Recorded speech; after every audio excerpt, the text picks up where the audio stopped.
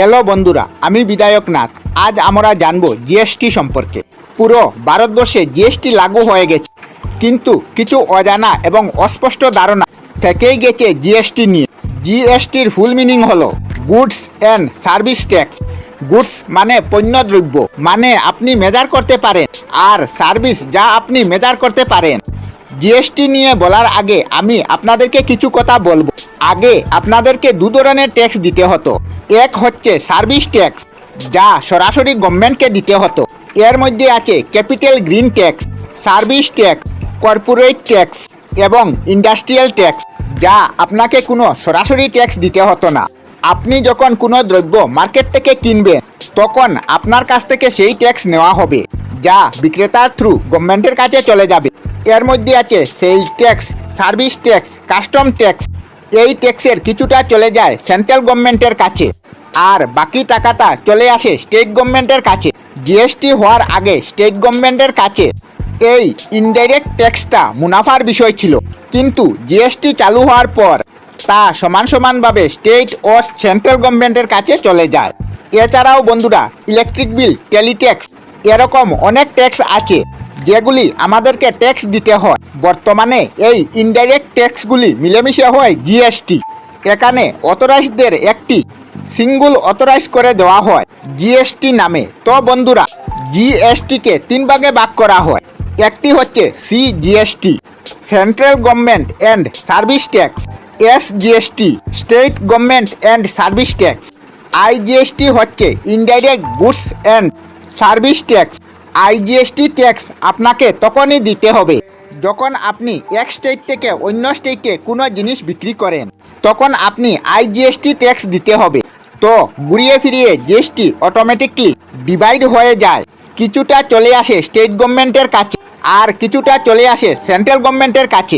তো বন্ধুরা, দেখে নেবেন কোন কোন জিনিসের উপর কতটা ট্যাক্স দিতে হবে। টোটাল 1211টা প্রোডাক্টের উপর এই ট্যাক্স আপনাকে দিতে হবে। চলুন দেখে নেই। এগুলির মধ্যে 0% ট্যাক্স, মানে আপনাকে ট্যাক্স দিতে হবে না, fresh meat, chicken, fish, egg, milk, butter milk, natural beauty, handloom এবং প্রিন্টেড বুক, এইসব জিনিসের উপর আপনাকে কোনো ট্যাক্স পে করতে হবে না। এবং সার্ভিসের ক্ষেত্রে আপনি কোনো হোটেল বা লজে যান, তার ভাড়া 1000 টাকার নিচে হলে আপনাকে ট্যাক্স পে করতে হবে না। 5% ট্যাক্স আপনাকে দিতে হবে cream, milk powder, branded paper, paneer, coffee এর। 12% ট্যাক্স দিতে হবে butter, ghee, cheese, dry fruit, tooth powder.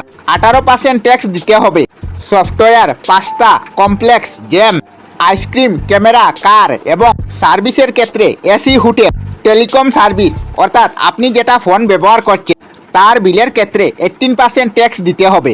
IT সার্ভিসের ক্ষেত্রেও আপনাকে 18% ট্যাক্স দিতে হবে। 28% ট্যাক্স বসবে chewing gum, shaving cream, shampoo, motorcycle, weight machine, TV, fridge, এই সমস্ত জিনিসের উপর 28% ট্যাক্স দিতে হবে। তো বন্ধুরা, 1211টি জিনিসের উপর ট্যাক্স।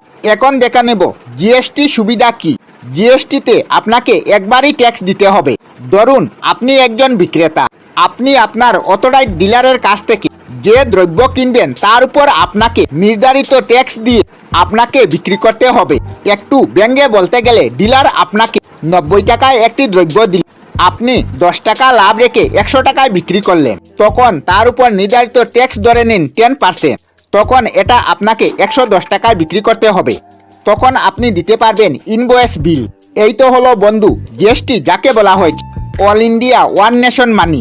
সারা ভারতবর্ষে আপনি যেখান থেকেই দ্রব্য কিনুন না কেন, ট্যাক্স আপনাকে একবারই প্রোভাইড করতে হবে।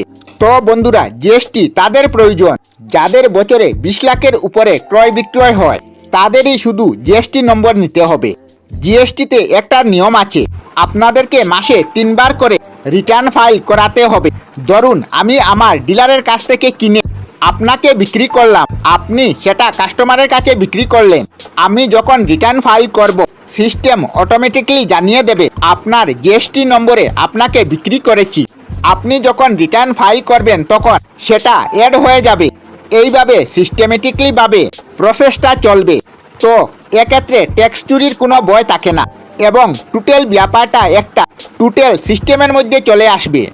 আমরা আমাদের চ্যানেলে সব ধরনের ভিডিও আপলোড করি, যেমন ব্লগ, নিউজ, কুকিং ভিডিও, ধার্মিক আলোচনা ইত্যাদি। যদি আপনারা এই ধরনের ভিডিও দেখতে পছন্দ করেন তাহলে এই চ্যানেলটি নিশ্চয়ই সাবস্ক্রাইব করবেন। আমি আপনাদের সাথে বিদায়ক না, আজকের মতো বিদায় নিলাম। আর ভিডিওটি ভালো লাগলে লাইক, শেয়ার ও কমেন্ট করবেন। ভিডিওটি সম্পূর্ণ দেখার জন্য অশেষ ধন্যবাদ।